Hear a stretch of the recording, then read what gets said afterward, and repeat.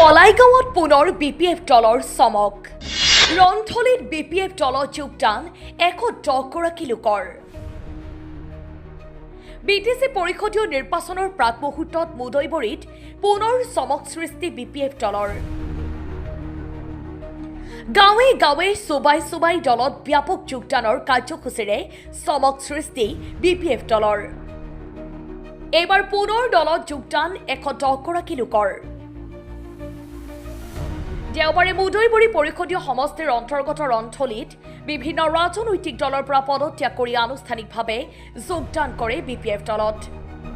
অনুষ্ঠানত কলাইগাঁও সমষ্টিৰ বিধায়ক দুৰ্গা দাস বড়ো মুদৈবৰী সমষ্টিৰ প্ৰাক্তন ইএম জগদীশ চৰকাৰ বিপিএফ দলৰ যুৱ নেতা তথা সমষ্টিত এইবাৰ অন্যতম প্ৰাৰ্থী প্ৰত্যাশী বিচিত্ৰ বৰুৱা মুদৈবৰী ব্লক বিপিএফৰ সভাপতি বকুল বড়ো উপসভাপতি থানেশ্বৰ বড়ো মুদৈবৰী ব্লক বিপিএফৰ সম্পাদক হীৰেণ নাথ কেন্দ্ৰীয় সমিতিৰ সাংগঠনিক সম্পাদক কৃষ্ণ বড়ো কেন্দ্ৰীয় সমিতিৰ কাৰ্যকৰ্তা মিঠু বড়ো জিৰাৰুল হক আদি লোক উপস্থিত থাকে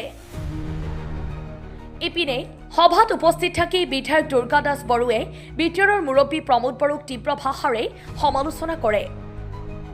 বিধায়ক দুৰ্গা দাস বড়োৰ মন্তব্য উন্নয়নৰ নামত ৫ বছৰে প্ৰমোদ বড়োৱে একো নকৰিলে চুক্তি কৰিছিল বিটিচিৰ পৰা গাঁও কৰ্তন হ'ব কৈছিল এটা ভোটৰ বিনিময়ত ঘৰে ঘৰে চাকৰি হ'ব কৈছিল ৰাস্তা ঘাট উন্নয়ন হ'ব কৈছিল ক্ষমতা পালে বিটিচিখন মিনি ছুইজাৰলেণ্ড কৰি দিম বুলি ক'ত তেওঁৰ সেই প্ৰতিশ্ৰুতি চুক্তি কৰিছিল এখন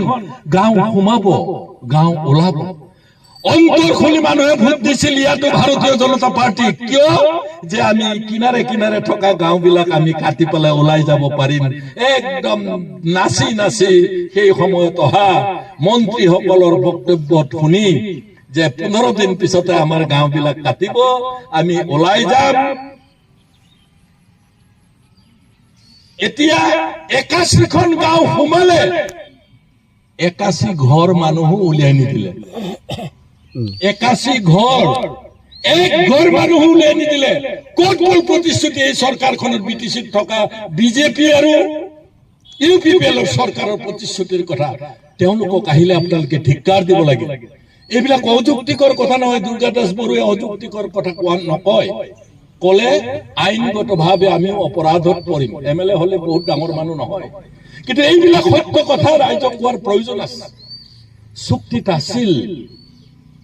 ইমান সুবিধা আছিল এইখন চৰকাৰৰ এখন বিটিআৰ চুক্তি হৈছে এই বিটিআৰ চুক্তিত লিখা আছে 26খন কলেজ চৰকাৰীকৰণ কৰিব মাত্ৰ 26খন কলেজ লাখ লাখ মানুহৰ মাজত কালাইগাঁওকে ধৰি মাত্ৰ 26খন কলেজ বেচৰকাৰী আছে উলিয়াব লাগিছিল এছেম্বলিত ইউপিপিএলৰ লিডাৰে উলিয়াব লাগিছিল বিজেপিৰ এমএলএ ক'ব লাগিছিল তেওঁলোকৰ চৰকাৰ আছে news desk report Kalaigaon live